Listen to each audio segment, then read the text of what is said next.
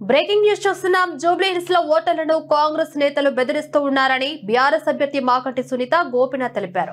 కాంగ్రెస్ కు ఓటేయాలని బెదిరింపులకు దిగుతూ మాట వినకపోతే బూతులు మాట్లాడుతూ ఉన్నారని ఆవేదన వ్యక్తం చేశారు. మహిళా అభ్యర్థి అని చూడకుండా బూతులు మాట్లాడతారా అని మండిపడ్డారు. జూబ్లీహిల్స్ లో జరుగుతున్న రౌడీయిజం భరించలేక మాకంటి సునీత ఉద్వేగానికి గురయ్యారు. ఈ సందర్భంగా ఆమె మాట్లాడుతూ కాంగ్రెస్ గుండాల బెదిరింపులకు ఓటర్లు భయపడవద్దని సూచించారు. విజ్ఞతతో ఓటు హక్కు వినియోగించుకోవాలని కోరారు. జూబ్లీహిల్స్ లో కాంగ్రెస్ కు ఓటమి భయం పట్టుకుందని మాగంటి సునీత అన్నారు. స్టేట్ లో ఉన్న ఆకు రౌడీలంతా జూబ్లీహిల్స్ లో తిరుగుతున్నారని తెలిపారు. కానీ ఇంత దౌర్జన్యం ఎప్పుడు చూడలేదని సునీత అన్నారు. 13వ తేదీ వరకు ఎన్ని కుట్రలు చేస్తారో చేయండి. 14వ తేదీ తర్వాత నేను గెలిచాక అందరి సంగతి చెబుతానని హెచ్చరించారు. బీఆర్ఎస్ టీం ఒక్కడు కూడా వేయనివ్వలేదు.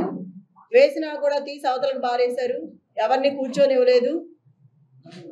నేను వెళ్ళి అడిగితే గొడవ పెట్టుకున్నారు.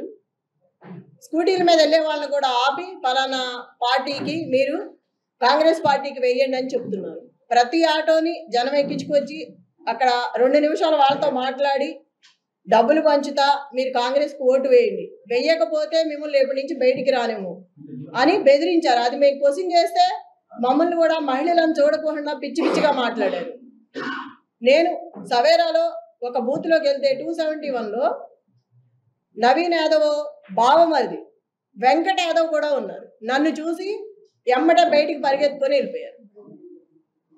అంటే ఎప్పటి నుంచి 30 మంది నేను ఎటు వెళ్తే అటు నాకు కాపలా పెట్టారు. 2-3 ఎటు వెళ్ళినా ఒక 100 మంది దాకా నా వెనకమాల వస్తున్నారు. ఎటు వెళ్ళినా అంటే ఒక మహిళని ఇట్లా హింసిస్తారా?